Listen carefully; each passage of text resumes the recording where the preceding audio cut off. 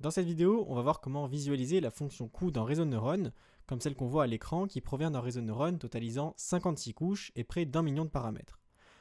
On va également voir comment, en modifiant un peu l'architecture, on peut obtenir une fonction coût beaucoup plus simple à parcourir et ainsi faciliter l'entraînement de nos réseaux. Alors, avant de vouloir visualiser cette fonction coût, un petit rappel sur ce que c'est. La fonction coût dans réseau de neurones, souvent notée J, permet de mesurer à quel point ce dernier effectue correctement la tâche voulue. En général, elle est équivalente à une sorte de distance entre la sortie du réseau et les vraies sorties qu'on essaie de prédire. Ainsi, plus cette distance est petite, c'est-à-dire proche de 0, mieux c'est. Alors évidemment, la sortie du réseau, elle dépend des paramètres de ce réseau, notés W. Ainsi, la fonction coût va dépendre de tous les paramètres du réseau de neurones, ainsi que des données. Et notre but, donc, c'est de trouver les paramètres qui minimisent cette fonction coût.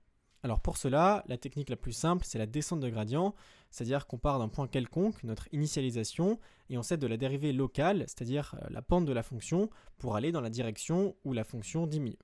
Et ça marche bien pour des fonctions qui sont assez simples. Mais alors, on constate comme une sorte de paradoxe. D'une part, on se dit que la fonction coût devrait ressembler à cela, avec beaucoup de minimums qui ne sont pas optimaux et qui sont en quelque sorte des pièges dans lesquels la descente de gradient pourrait tomber. En effet, la fonction coût dépend d'un grand nombre de paramètres, eux-mêmes répartis sur des dizaines, voire des centaines de couches, entrelacées de calculs non linéaires. Ainsi, des initialisations différentes mèneraient vers des résultats différents, et certains de ces résultats ne seraient pas forcément bons, puisque la descente de gradient a pu être piégée dans un minimum non optimal. Mais, d'autre part, ce qu'on constate dans la pratique est beaucoup plus nuancé. La plupart des architectures qui ne sont pas trop profondes sont plutôt faciles à entraîner et ne dépendent pas beaucoup de l'initialisation et des hyperparamètres choisis. Ainsi, là, on a plutôt tendance à imaginer un coût très simple à parcourir.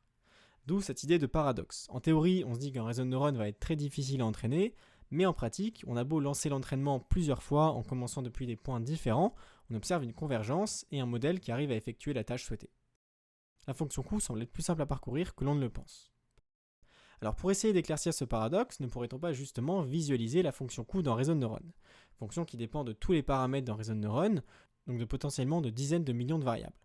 Alors bien sûr, visualiser une telle fonction directement n'est pas possible, mais on va pouvoir se ramener en 2D ou en 3D afin d'apercevoir le comportement et le paysage d'une telle fonction, ce qui va être intéressant vis-à-vis de l'entraînement de nos réseaux. Alors commençons par la technique la plus simple afin de visualiser n'importe quelle fonction coût en 2 dimensions. Prenons l'exemple de cette fonction qu'on souhaite visualiser en 2D. L'idée, ça va être de regarder comment la fonction coût évolue autour d'un point de l'espace des paramètres. Ici, comme la fonction coût originale est une fonction de seulement 2 variables, cela veut dire qu'on représente la fonction d'un modèle qui a 2 paramètres. L'espace des paramètres est donc un plan.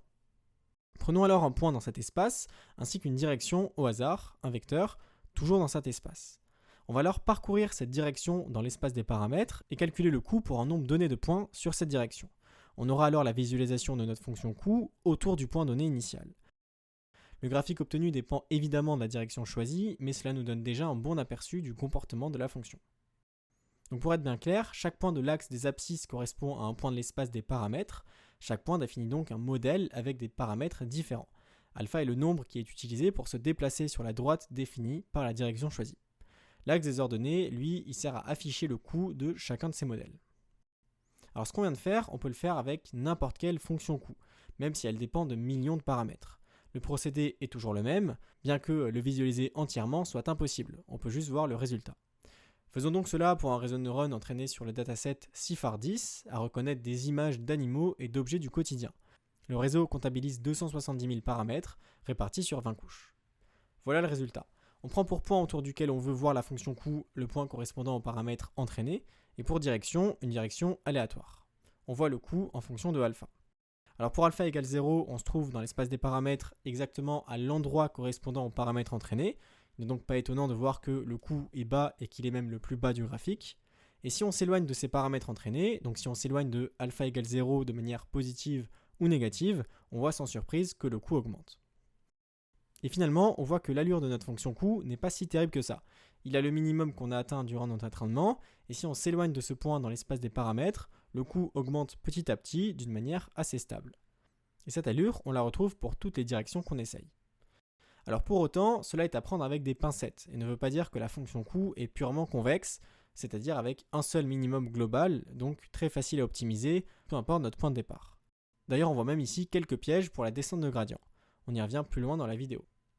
Ces graphiques ont été réalisés avec la librairie Python Loscape. Alors ce qu'on a fait pour obtenir une visualisation en 2D d'une fonction coût, on peut l'adapter pour avoir une visualisation en 3D.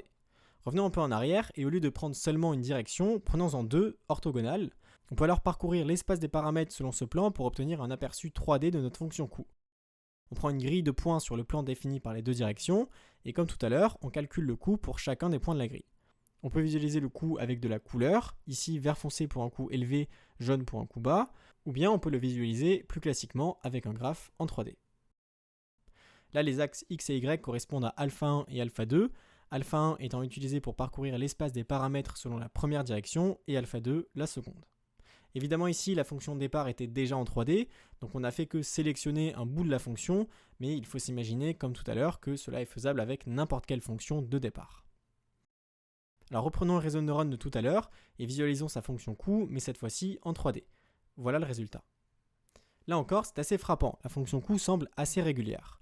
On voit quand même la présence d'un minimum non optimal qui est plus haut que celui trouvé, donc un potentiel piège pour notre descente de gradient. Encore une fois, la librairie Loscape a été utilisée. Je l'ai créée en accompagnement de cette vidéo pour faciliter la visualisation de fonctions coût de réseau de neurones. Vous pouvez la trouver sur mon GitHub ou l'installer via un simple pip install Loscape. Alors toutefois, cette régularité ne s'observe pas pour n'importe quel réseau. Voici un réseau comportant 56 couches entraîné sur le dataset CIFAR10. On observe une grosse dégradation par rapport au réseau de 20 couches. Il y a beaucoup de minimums qui ne sont pas optimaux, et la fonction semble fortement non convexe. Et en fait, le paysage du coût devient de plus en plus chaotique à mesure qu'on ajoute de nouvelles couches. On le voit avec cette comparaison avec des réseaux de plus en plus profonds.